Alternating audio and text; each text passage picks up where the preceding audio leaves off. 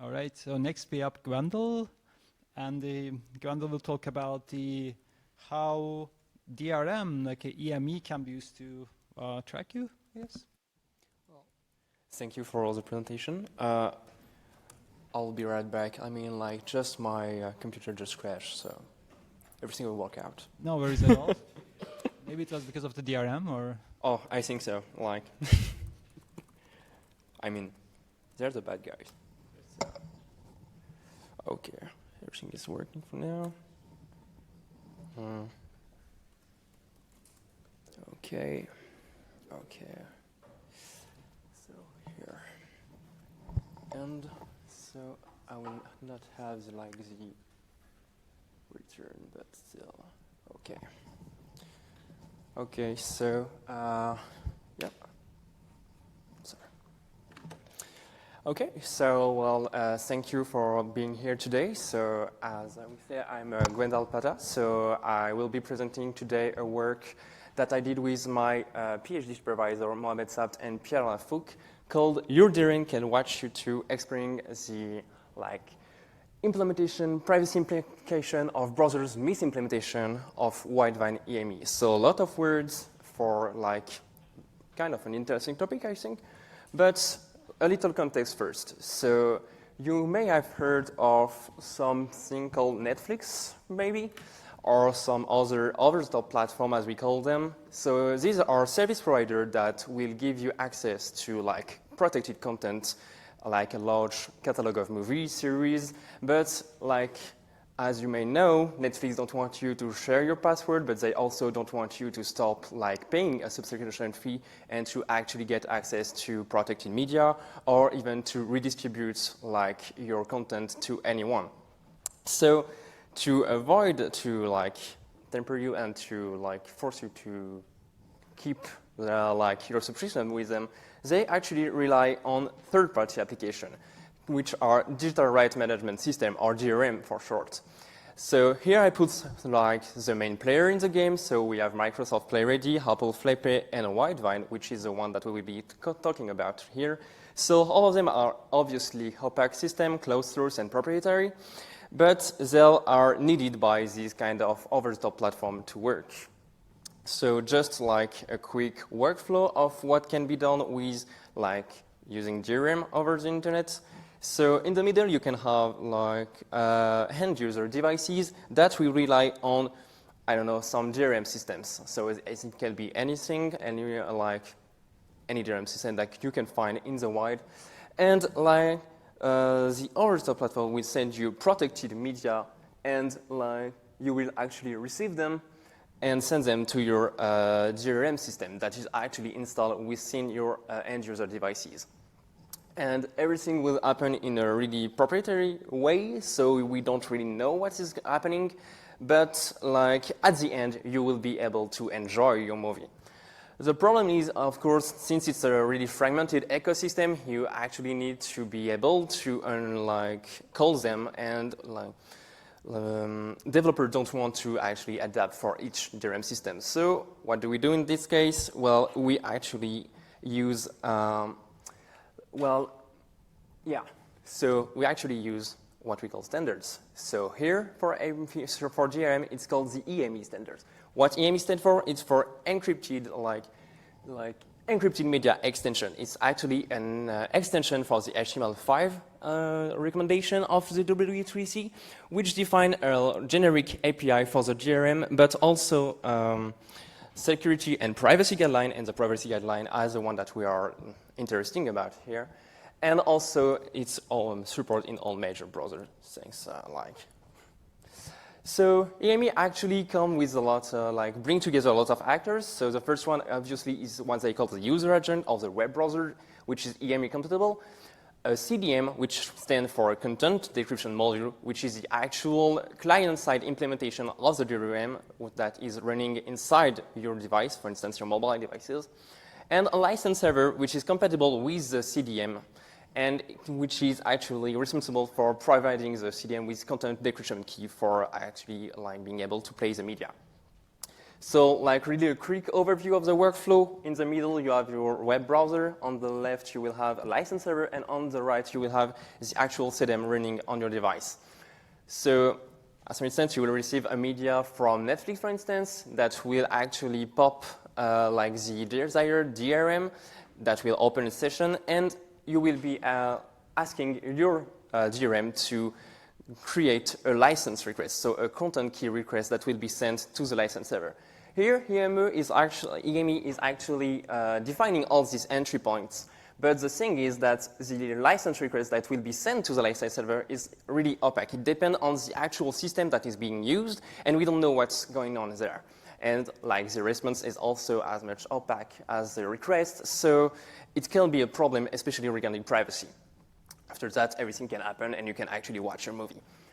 And in addition to this, EME also provide another workflow, which is actually license renewal. So the purpose is to extend the lifetime of a license key. But the problem here for privacy is that it also introduces another exchange of opaque request and response. So hopefully, EME raised concern inside the standardization about such opaque system being used for over the internet, especially about safe tracking, because they say that the DRM system could potentially add distinctive identifier or distinctive permanent identifier within the messages that should always be encrypted and not appear in plain text, at least to the browser. So, okay, but here we will talk about Widevine. So Widevine is a DRM system owned by Google since 2011, and it's the most deployed one, so you can even find it in VR headset, for instance. And I'll say it's closed source, it's opaque, so like getting into it can be like interesting because we can find some cool stuff, I'll say. So here, our motivation was to know if such DRM and opaque system could bring privacy issues within browser. So what we did was actually to reverse the opaque messages of EME when we coupled them with Widevine. And we wanted also to analyze if like, the browser were actually respecting EME recommendation and if there is a potential privacy leakage. So what about EME and Widevine? So we wanted to actually look inside the request, the opaque messages, so request, response, renewal, request, renewal, response, and we found a lot of stuff. So a lot of interesting stuff here happening for like kind of the DRM magic. But what was really important, particular here, because yeah, you can find key identifier, like policy and stuff, but it's really not just DRM. But here we can find like what they call a client ID. And a client ID can be a client identifier, so maybe something interesting here. And we check what it is. In fact, it's actually a certification chain with some serial number, so like a verification chain with digital signature, but also a client ID IDN. So, sounds like something is happening here because the serial number can be actually distinctive. And like, what are these client info? Well, it depends on actually the OS, but for instance, on desktop, it can be like the name, the CPU architecture, or in Android mobile, it can be the CPU, device build, and so forth and so on. So really, really distinctive stuff are happening here. Maybe there is some protection, I would say, like Widevine may have some really good developers, so they know that they cannot do anything that they want. So yes, they put some privacy protection to avoid like your browser to actually read this kind of client identification. So this is what they call privacy mode, which will encrypt the embedded client ID within request. But it needs to be enabled by the browser. So the web browser developer need to know that it exists and that they need to force it within the code. Or it can also be forced by something called VMP, which is a verified media path, something that happens within the CDM implementation, so within Widevine code, that will actually do a lot of integrity check and will also force this kind of protection. But it's only available on Windows and macOS.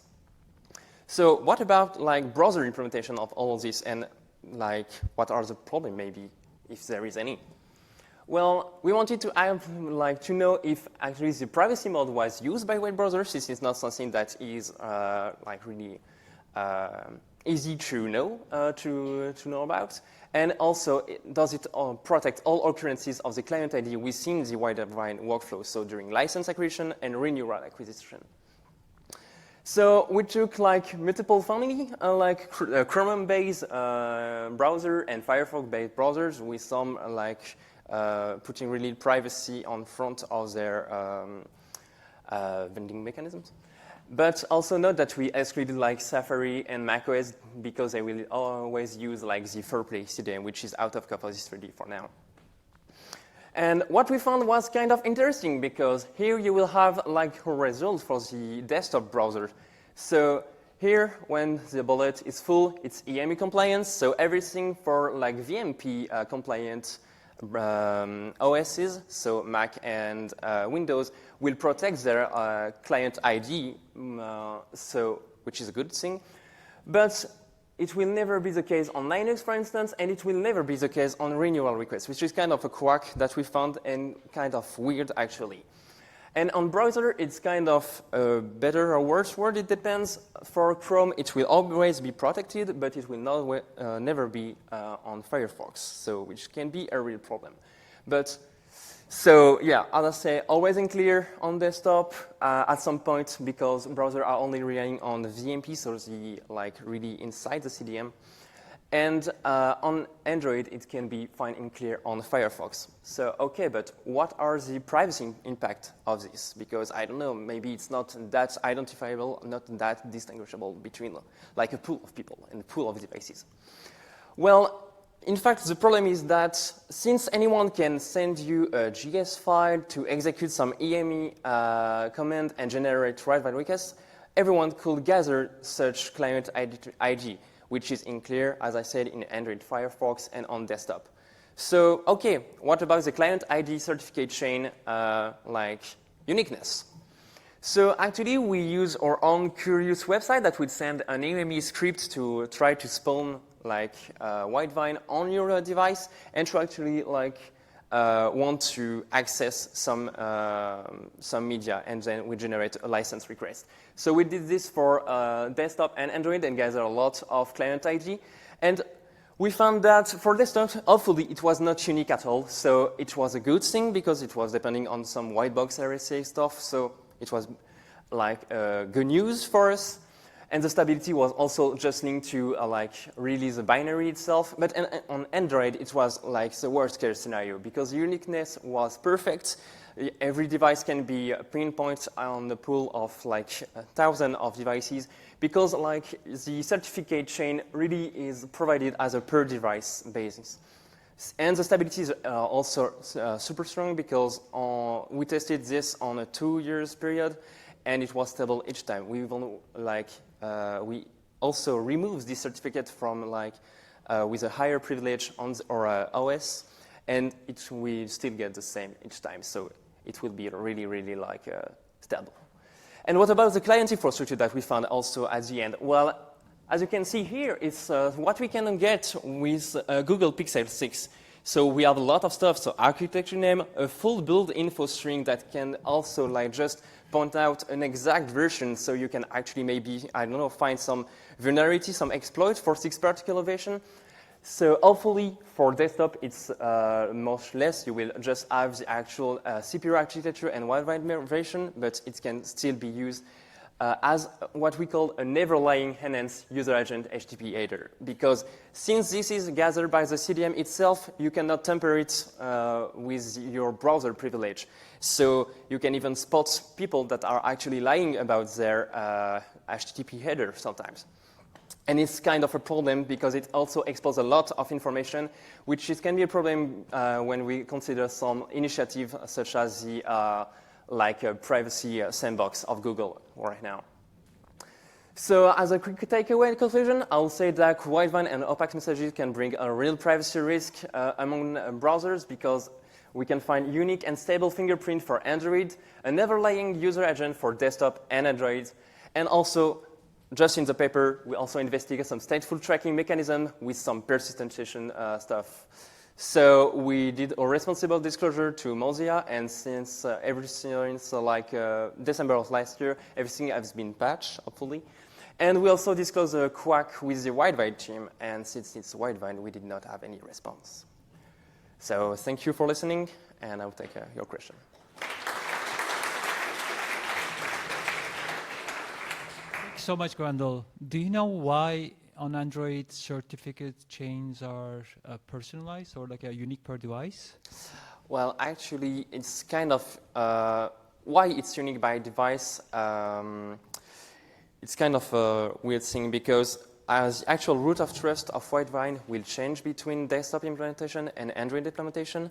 So on desktop, it's actually the root of trust is the certificate itself. So everyone has the same. But on Android, you have a factory like root of trust of Widevine really during the manufacturing of the device. And this is used to actually receive, with some kind of unique identifier within this root of trust, a custom certificate. So due to this, like, really unique root of trust, the certificate that you will receive is also unique. Maybe one more. How difficult is it to like set this up so that I can use it for persistent tracking of like mobile devices? Like, I have a website. How easy it is to implement this, like EME, DRM, all this stuff? Like, it's super easy, actually. Like, we put just a little script on, if you go check like just the paper, there is also an artifact that we put up with a script, a JavaScript script that we just try to open a session with Widevine and force your DRM to generate license request. So any website that will send you an HTML file with some JS embedded in it can actually run it. Maybe it can be a good thing to maybe block some method, some JS method specifically to avoid that, but yeah. Thank you so much. That's super interesting.